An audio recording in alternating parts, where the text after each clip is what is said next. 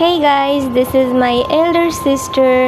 আর আমরা দুজন মিলে বেরিয়ে পড়ছি ঘোরার উদ্দেশ্যে বলতে আমরা অনেক দিন যাবৎ বাসার বাইরে বের হচ্ছি না, তাই দু বোন মিলে প্ল্যান করলাম যে চলুন আমরা বাইরে থেকে একটু ঘুরে ফিরে আসি, প্লাস পিৎজা খেয়ে আসি। আমাদের এদিকে অত বড় বড় রেস্টুরেন্ট নেই। এখানে পিৎজা, বার্গার, স্যান্ডউইচ, তারপর চিকেন ফ্রাই এসব হচ্ছে ভ্যানেই বসে, বাট ওইরকম খোলামেলা ভ্যান না, ভ্যানটার আশেপাশে গ্লাস দিয়ে ভালো প্রোটেক্ট করা থাকে। আর আমার পছন্দের একটি এমন ভ্যান আছে যেখানের চিকেন ফ্রাইটা আমার সব থেকে বেশি মজাদার লাগে, প্লাস পিৎজাটাও ভালো লাগে।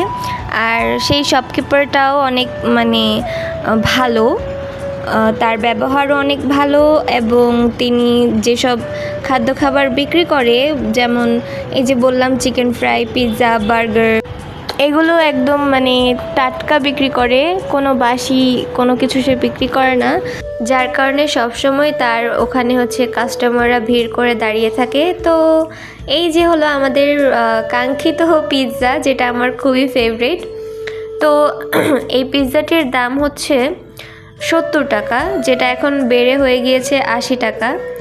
যাই হোক, পিৎজা খেয়ে তারপর বাসায় চলে আসলাম। বাসায় এসে এবার আমি কফি খাবো। আমার কফি আবার খুবই বেশি পছন্দ, আমি চায়ের থেকে বেশি কফি পছন্দ করি। অবশ্য আমি কোনো টাইমিং দেখে কফি খাই না, আমার যখনই কফি খেতে মন চায় তখনই আমি জাস্ট রান্নাঘরে যাই, দেন কফি বানিয়ে খেয়ে ফেলি। আর আমার হাজব্যান্ডও কফি পছন্দ করে। তো এখানে পরিমাণ মতো চিনি দেওয়ার পরে আমি এই নেসক্যাফে কফি নিয়ে নিলাম।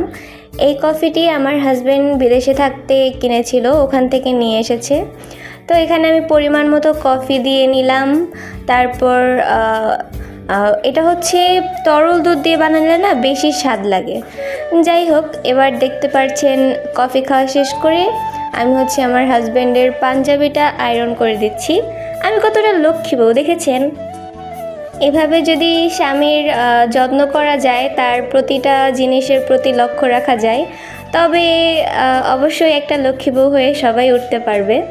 তো এখানে আমি তার পাঞ্জাবিটা আয়রন করে দিচ্ছি, কেননা সে নামাজ পড়তে যাবে, সেদিন আবার শুক্রবার ছিল, জুম্মার নামাজ পড়তে যাবে। দ্যাটস ওয়াই আমাকে বললো যে বউ শুনছো, তুমি আমার পাঞ্জাবিটা একটু আয়রন করে দাও না। তাই আর কি আয়রন করে দিলাম। তারপর সে ভাঁজ করে রাখছে তার পাঞ্জাবিটি, কজ সে শাওয়ার করে এসে তারপরেই যাবে। আর এভাবে ভাঁজ করে রাখলে পাঞ্জাবির বটে যায় না পাঞ্জাবিটা। যাই হোক, তো এখানে আপনারা দেখতেই পারছেন সে আবার এটি ভালো করে সুন্দর করে আয়রন করে নিচ্ছে, ভাঁজ করে নিচ্ছে। দেন সে নামাজে গেল। নামাজ থেকে এসে বিকেলে আমরা ঘুরতে বের হলাম।